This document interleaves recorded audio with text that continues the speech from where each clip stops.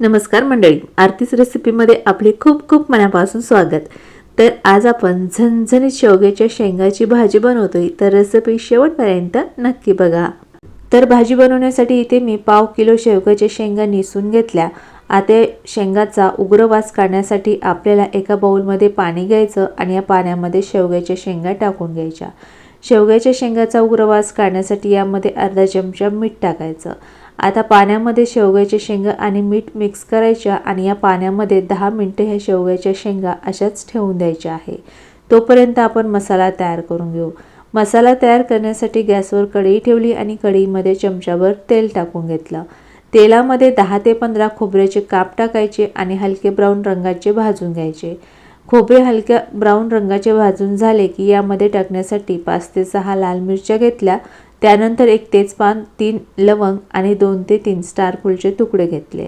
आता खोबऱ्यासोबत हे मसाले सुद्धा मिनिटभर भाजून घ्यायचे आहे। 1 मिनिट सगळे मसाले भाजून झाल्यानंतर या मसाल्यामध्येच आपल्याला 1 चमचा धने, 1 चमचा तीळ, 1 चमचा यामध्ये कराळे टाकून घ्यायचे आणि त्यानंतर 1 चमचा दगडफूल टाकायचे। आता परत हे सगळे मसाले आपल्याला 2 ते 3 मिनिट मिडियम आचेवर भाजून घ्यायचे।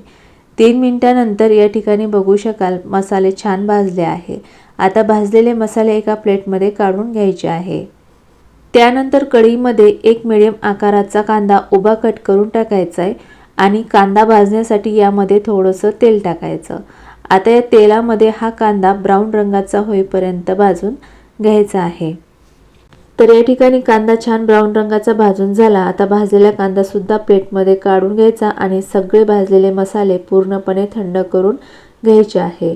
तर या ठिकाणी सगळे मसाले मी थंड करून घेतले। आता थंड झालेले मसाले मिक्सरच्या भांड्यामध्ये टाकून घ्यायचे आणि या मसाल्यामध्येच आपल्याला 10 ते 12 लसूण पाकळ्या आणि थोडासा कोथिंबीर टाकून घ्यायचा आहे। सुरुवातीला हे मसाले पाणी न टाकता ग्राइंड करायचे आणि त्यानंतर थोडंसं पाणी टाकून मसाले छान ग्राइंड करून घ्यायचे आहे। तर या ठिकाणी मसाले मी छान ग्राइंड करून घेतले आहे। बघू शकता एकदम स्मूथ असा आपला मसाला तयार झाला आहे। आता हा मसाला आपल्याला तेलामध्ये परतून घ्यायचा आहे। त्यासाठी मी ज्या कढईमध्ये आपण मसाले भाजले होते त्याच कढईमध्ये 3 ते 4 चमचे तेल टाकून घेतले। आता या तेलामध्ये आपल्याला ग्राइंड केलेला सगळा मसाला टाकून घ्यायचा आहे आणि त्यानंतर हा मसाला तेलामध्ये मिक्स करायचा आणि अगदी तेल सुटेपर्यंत आता हा मसाला आपल्याला या तेलामध्ये परतून घ्यायचा आहे। तर या ठिकाणी मसाला अगदी तेल सुटेपर्यंत मी परतून घेतलाय। आता या परतून घेतलेल्या मसाल्यामध्ये पाव चमचाभर हळद टाकून घ्यायची आणि परत हा मसाला मिनिटभर तेलामध्ये परतून घ्यायचा आहे। मसाला मिनिटभर परतून झाल्यानंतर आपल्याला मिक्सरच्या भांड्यामध्ये थोडंसं पाणी टाकायचं आणि भांड्याला लागलेला मसाला या पाण्यासोबत काढून कढईमध्ये टाकून घ्यायचे। त्यानंतर या पाण्यामध्ये हा मसाला व्यवस्थित मिक्स करून घ्यायचा आहे। मिक्स करून झाल्यानंतर गॅसची फ्लेम मिडियम ठेवायची आणि या कढईवरती 2 मिनिटांसाठी आपल्याला झाकण ठेवून द्यायचं आहे।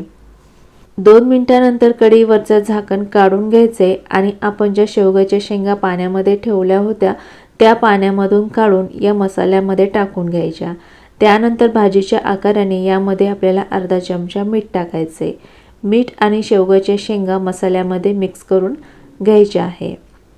शेंगा मसाल्यामध्ये मिक्स करून झाल्यानंतर आपल्याला मिडियम आचेवर कढईवरती 2 मिनिटांसाठी झाकण ठेवून द्यायचे।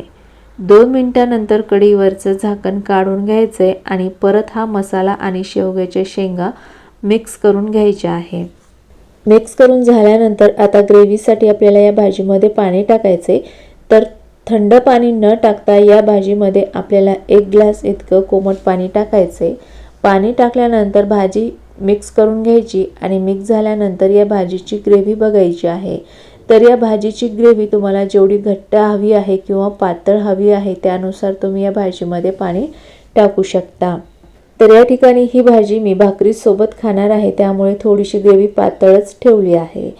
तर आता या कढईवरती झाकण ठेवायचं आणि मिडियम आचेवर आता ही भाजी आपल्याला 10 मिनिटं शिजून घ्यायची आहे। 10 मिनिटांनंतर कढईवरचं झाकण काढून घ्यायचे आणि भाजी चमच्याने मिक्स करायची। तर या ठिकाणी बघू शकता मस्त भाजीला कलर आलाय, भाजीच्या वरती तरी सुद्धा आलेली आहे आणि भाजीची ग्रेव्ही बघू शकता मस्त झाली आहे। तर आता या भाजीतील शेवग्याची शेंग शिजलेली आहे की नाही ते बघायचे. तर चमच्यामध्ये शेवग्याची शेंग घ्यायची आणि हाताने किंवा चमच्याने दाबून बघायची.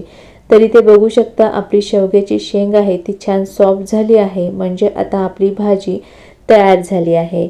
तर या ठिकाणी गॅस बंद करायचा आणि तयार केलेली भाजी सर्विंग प्लेटमध्ये मी काढून घेतली आहे. तर ही भाजी तुम्ही पोळीसोबत भाकरीसोबत मस्त चुरून खाऊ शकता, खूप छान लागते. तर माझ्या पद्धतीने अशी शेवग्याच्या शेंगाची भाजी नक्की करून बघा, तुम्हाला खूप आवडेल. आणि तुम्हाला माझी ही रेसिपी कशी वाटली कमेंटमध्ये नक्की सांगा. रेसिपी आवडली असेल तर रेसिपीला लाईक आणि चॅनलला सबस्क्राईब करायला विसरू नका. परत भेटूयात पुढच्या व्हिडिओमध्ये. तोपर्यंत बाय बाय, टेक केअर.